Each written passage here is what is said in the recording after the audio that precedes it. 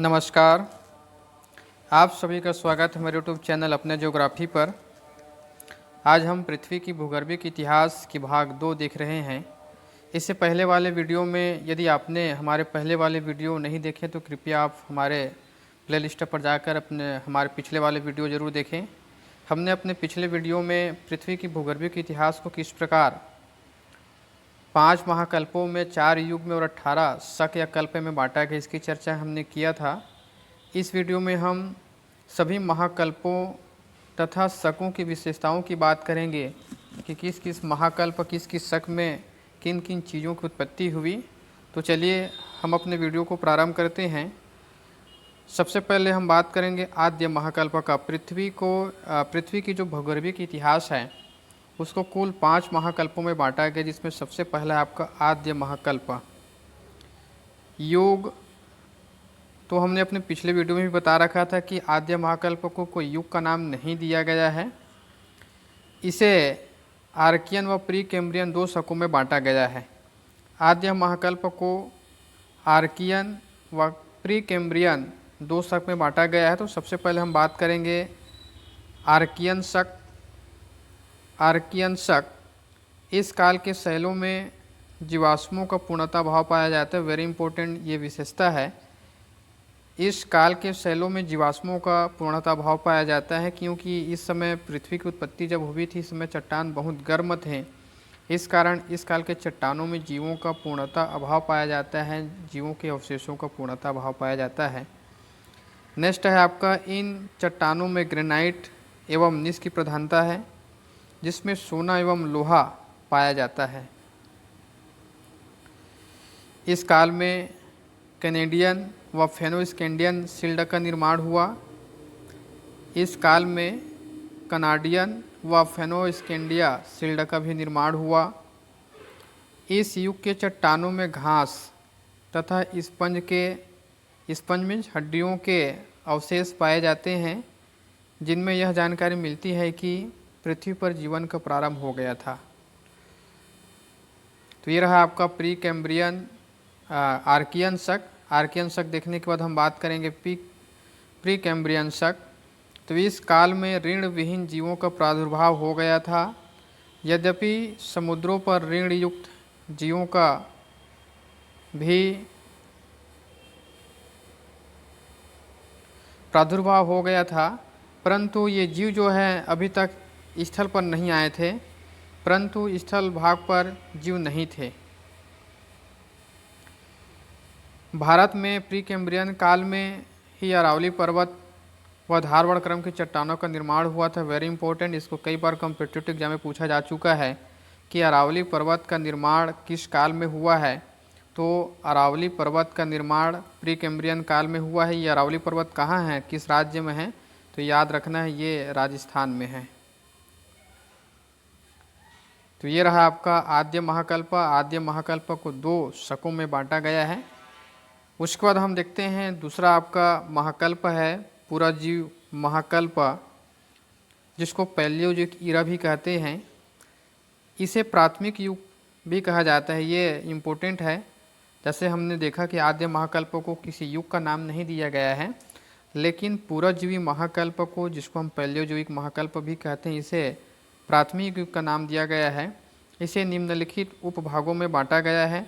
तो चलिए हम देखते हैं कौन कौन से उपभागों में बांटा गया है। वेरी इंपॉर्टेंट है। इसको कुल 6 उपभागों में बांटा गया है, जिसमें सबसे पहला आपका कैम्ब्रियन शक, फिर आर्डोविशियन शक, सिल्यूरियन शक, डिवोनियन शक, कार्बोनिफेरस, पर्मियन शक। इसके लिए हमने अपने पिछले क्लास में एक ट्रिक भी बताया था। ट्रिक है आपका कास DCP होता।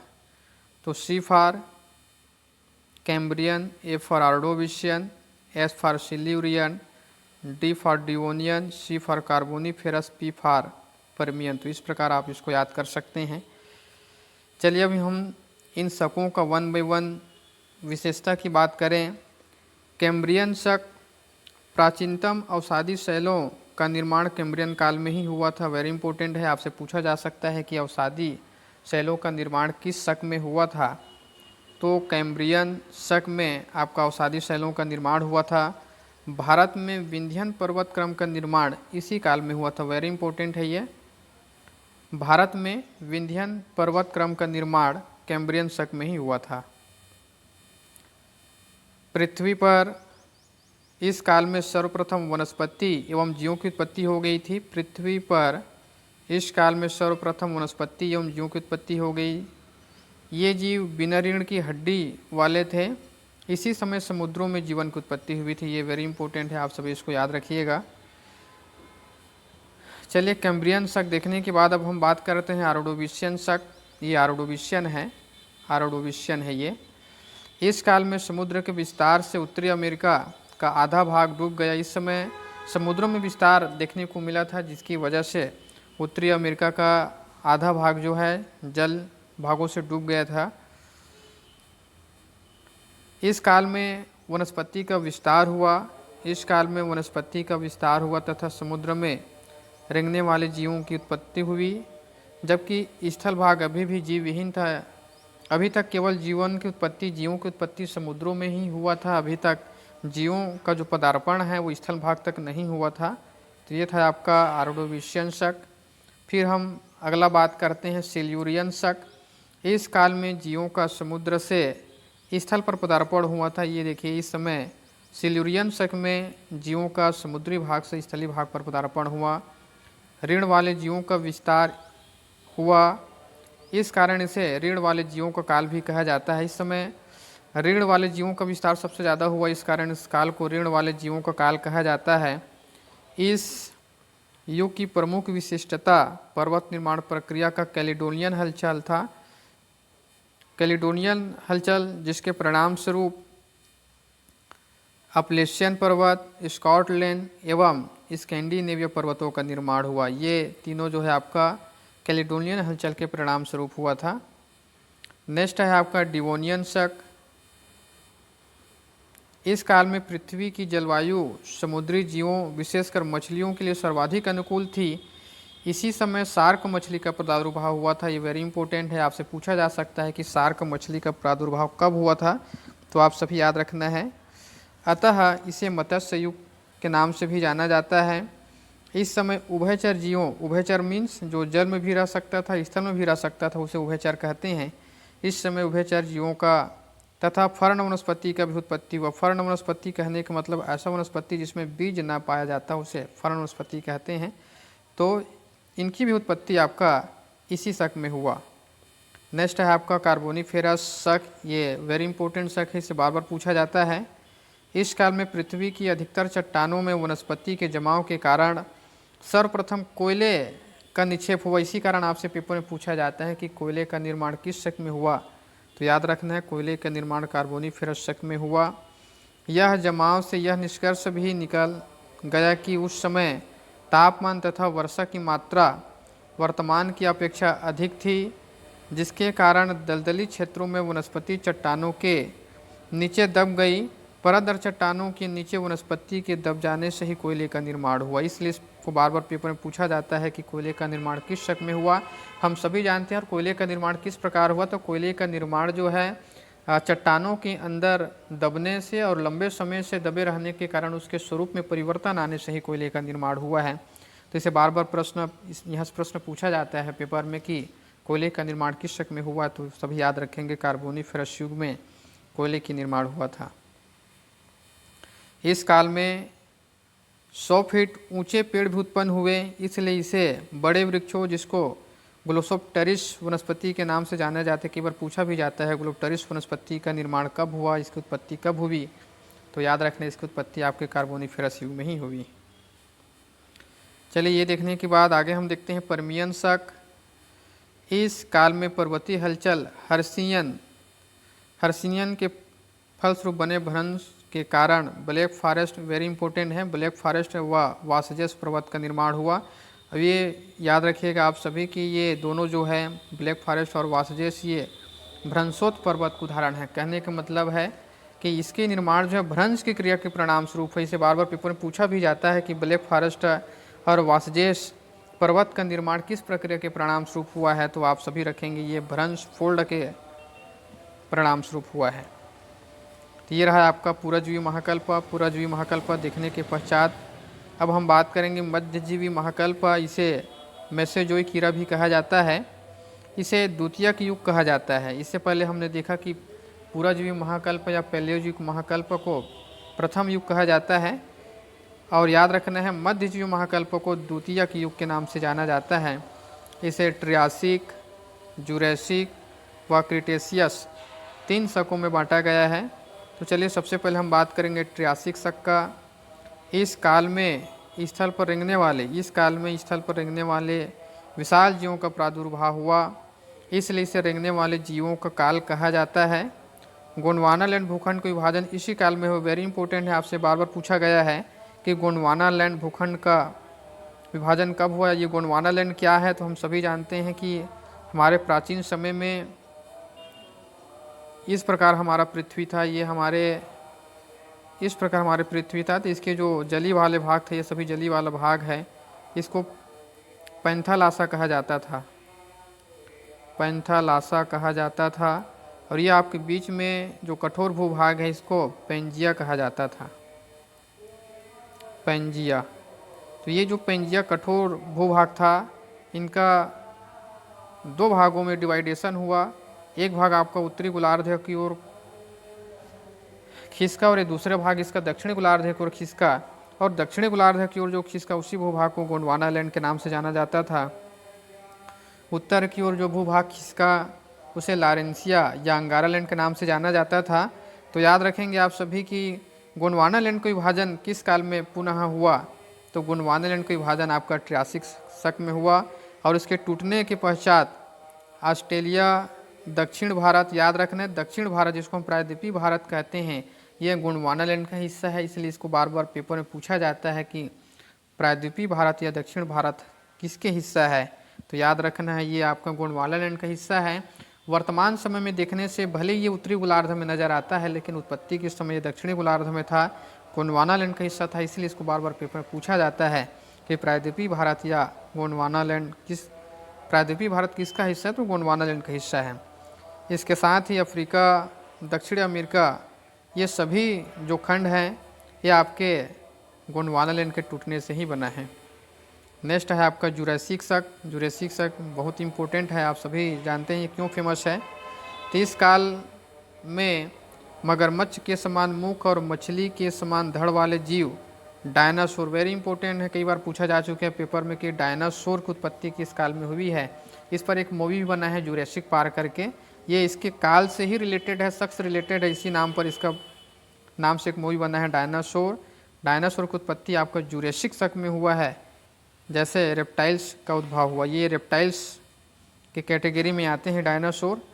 इस काल में जलचर, स्थलचर, उभयचर, जलचर, स्थलचर, नभचर, मतलब तीनों जो भागों में विचरण कर सकता था, निवास कर सकता था, ऐसे जीवों की आविर्भाव भी इसी काल में हुआ। जूरा पर्वत का संबंध इसी काल से, जूरा पर्वत की उत्पत्ति भी आपका जुरैसिक शक में ही हुआ है। जूरा पर्वत कहाँ है, तो जूरा पर्वत याद रखना है स्विट्जरलैंड में है। और साथ ही सर्वप्रथम पुष्पयुक्त वनस्पति की उत्पत्ति भी इसी काल में हुआ था। तो ये रहा आपका जुरैसिक शक, जुरैसिक काल, वेरी इंपॉर्टेंट है। नेक्स्ट है आपका क्रिटेशियस काल।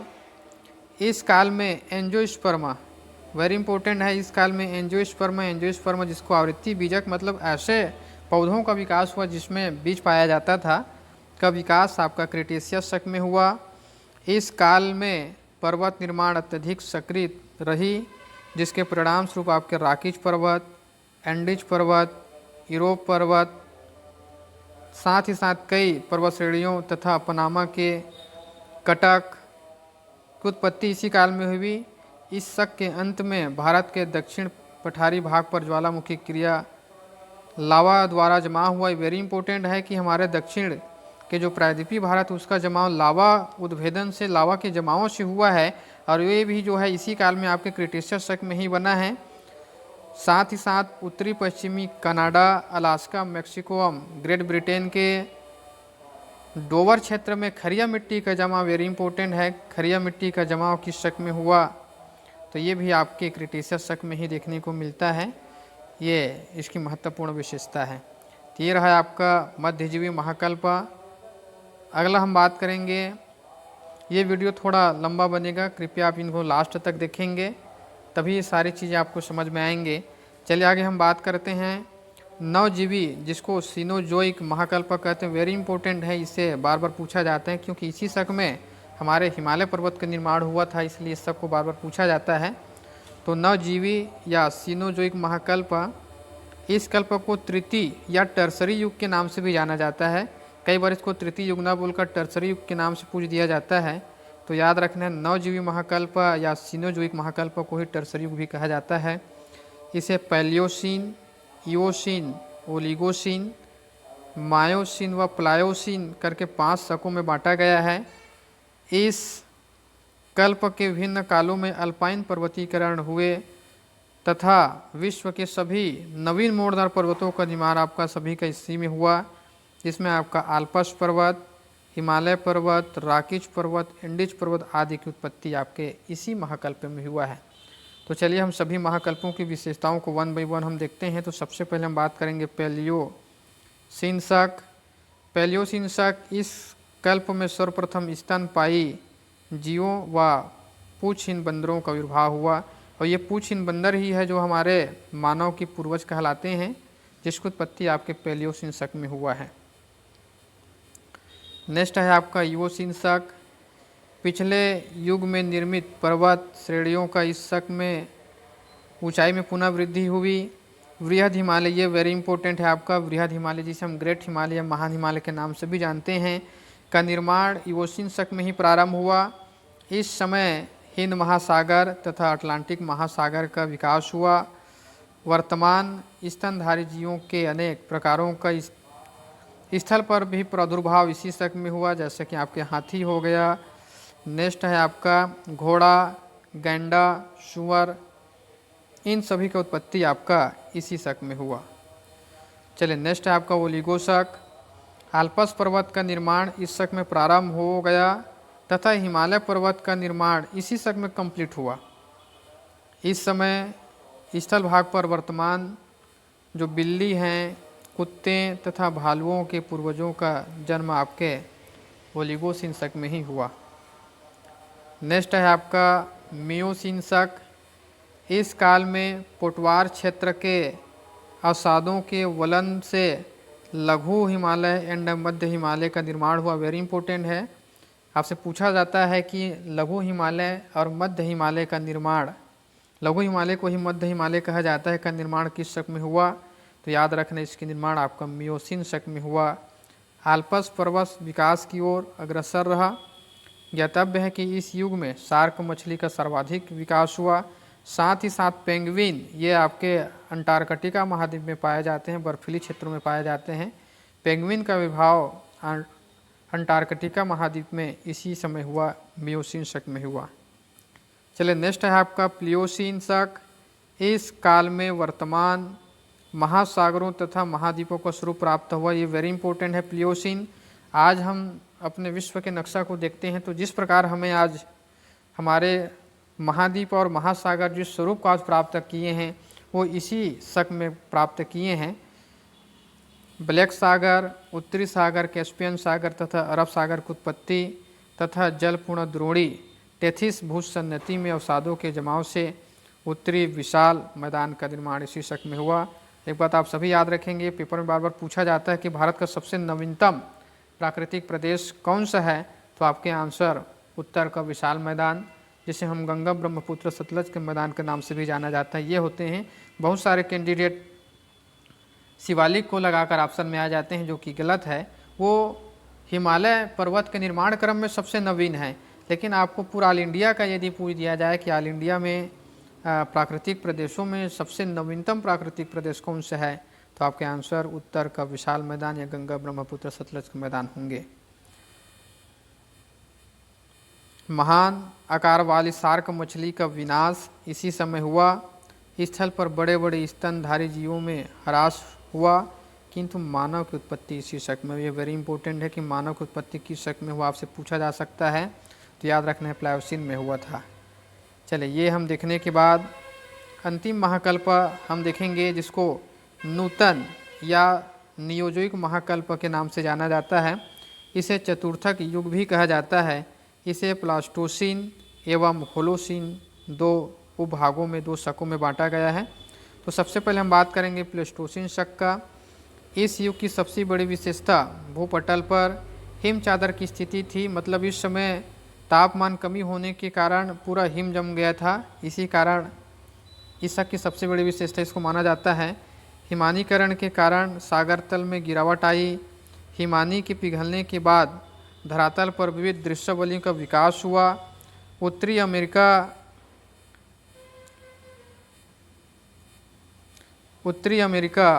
एक मिनट,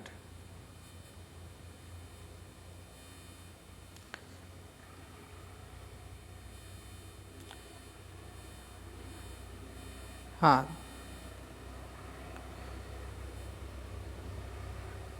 इस समय अनेक प्रकार के दृश्यावलियों का विकास हुआ। उत्तरी अमेरिका की वृहद झीलों के साथ साथ नॉर्वे, स्वीडन, स्विट्जरलैंड आदि की झीलों का विकास इसी काल में हुआ।